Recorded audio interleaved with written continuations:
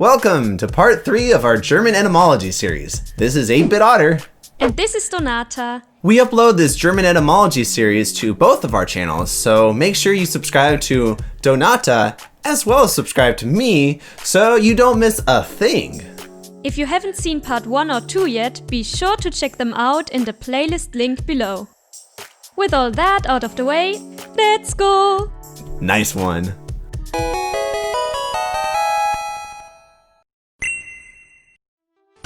Ekans, snake spelled backwards, is known as Retton in Germany. Rettan shares the exact same style of wordplay as it does in English.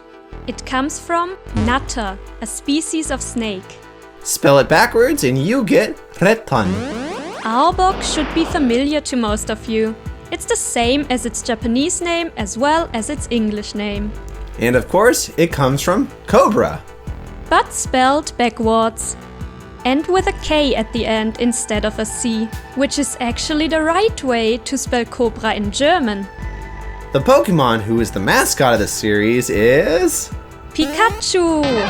The same as in Japanese, English, Spanish, Italian. Basically the same as every other language. This name comes from pika pika, which is an onomatopoeia for sparkle. And Chu, the sound of a mouse squeaking. By the way, I'm curious, how would you translate Pikachu into German? Literally, it would be something like Glitzerpiep. A short version could be Glitzy, but Pikachu definitely sounds better. And yes, this is how we pronounce it in German, Pikachu. Gesundheit. Raichu comes from Rai, thunder. And Chu means squeak. Sandern comes from Sand, meaning sand. And the an doesn't carry any specific meaning as far as I can tell. Sandslash goes by Zandama, a combination of sand and armadillo. This name is also a pun, because it is pronounced almost the same as the phrase Sand am Meer, literally meaning sand at the ocean, which is used to express that there's an overabundant quantity of something. That's cool.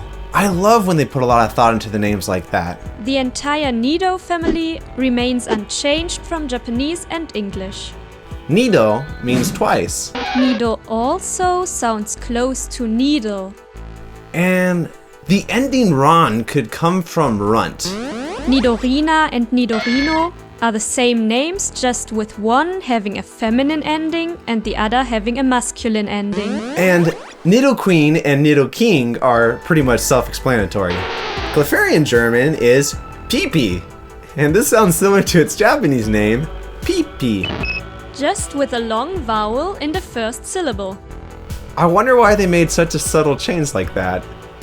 The reason for this change was probably that Pippi is the German word for pee. Ah, yeah, well, that was a smart decision to change it, but unfortunately for Pipi, this name will invoke laughter regardless. Pipi could also derive from the German word piepen, meaning to squeak or to cheep. If you're well versed in the Japanese names, then the next Pokemon's name should be quite familiar. That's right. Clefable's German name is Pixie, the same as its Japanese name. Vulpix's German name is another easy one to remember. In German, it's also called Vulpix. That comes from Vulpes, the Latin word for fox, and the number 6. Put it together, Vulpix. Did you notice how similar Pixie and Vulpix sound in German? Yeah. It's funny because they are right next to each other in the Pokédex, but don't actually belong to the same evolution line. If you were just going through these names without knowing the Pokemon, you would probably think that Vulpix evolves from Pixie, which would be pretty funny. Ninetales is named Vulnona in German. Vul is from Latin vulpes, fox again, and nona is Latin for 9. It makes sense they didn't call this fiery fox Pokemon Ninetales in German, because German speakers might mistake 9 for 9, the German word for no, and they might wonder why a Pokemon named No Tails has 9 tails. Next on our list we have Pummeluff.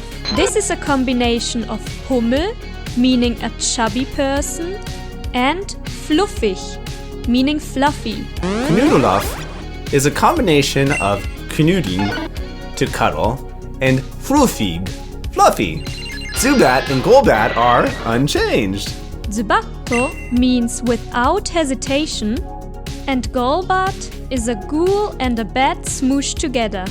Moving on to the next evolutionary family, we have Oddish, or Mirapla. The Mi in Mirapla is from mysteriös, meaning mysterious. Ra is from Radieschen, meaning radish. And Pla is from English plant. A funny story, some years ago I met someone who thought Oddish was not called Mirapla, but Mirablatt. At first I just found it funny that for his whole life he had been getting that name wrong, but on second thought, Mirablatt would actually be a more fitting German name for Oddish, because Blatt is the German word for leaf, and with Oddish being the only one in the family that has leaves on its head, Mirablatt would describe it perfectly. Yeah, they should have named it that. What a missed opportunity. But that's okay, because Mirablatt is less than 10 characters long, so it can make for a perfect nickname. Just don't forget to change that nickname when it evolves, otherwise that would be odd. Next up, we have Duflor. This might be one of my favorite names because it's very ironic.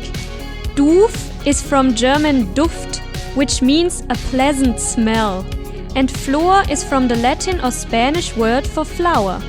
So, while in Japanese, Ksai-hana means stinky flower, in German they called it fragrant flower. Sounds like it gets a little more respect in Germany. Giflor is from the German word Gift, poison or venom.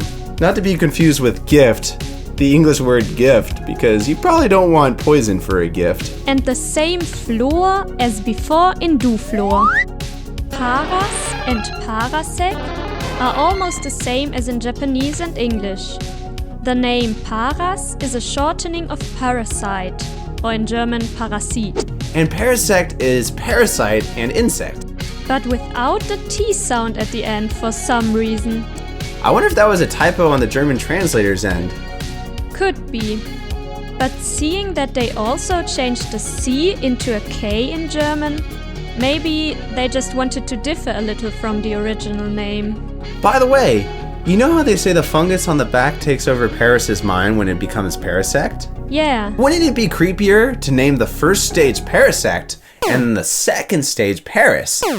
In the first stage, the insect part is still in control, but after it evolves and the mushroom consumes its body and mind, it loses the sect at the end and just becomes Paris, indicating that the parasite is in control now, and the insect is gone for good.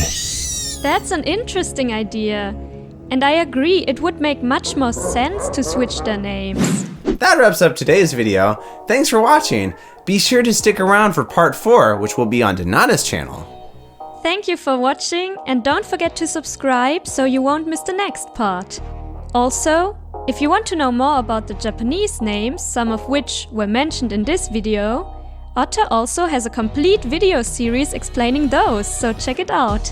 And if you're all interested in checking out the amazing art that was featured in today's episode, be sure to follow Donata on Instagram, cause that's where it all came from.